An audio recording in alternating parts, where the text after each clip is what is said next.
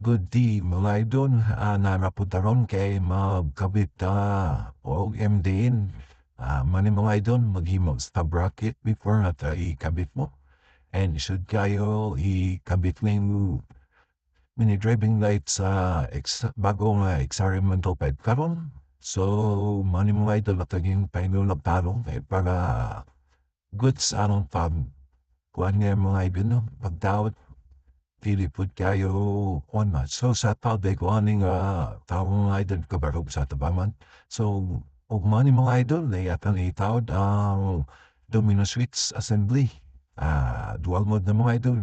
So ato ni siyang itap ang top mga idol sa tag sa nga connection kay dalham kayo ni siya o for mga idol no ng koneksyon. So ato ni siya ang taruon mga idol.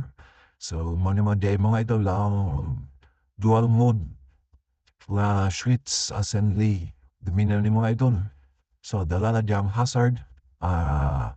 Uban pa mga signal light, passing light, park light, starter, horn. So, pwede na din na siya mga mga idol. Kay nanagya tanan ang makasulod sa switch. So, mga idol ato na yung kipan. So, makaungan. Hey, man.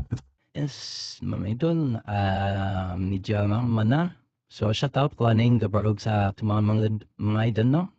Kay manay siya tagi mga idol. So, ning salig build siya na ko, ako did yang patrabaho na ni mga idol. Mali, one from ko. So, ako pumunta mga idol.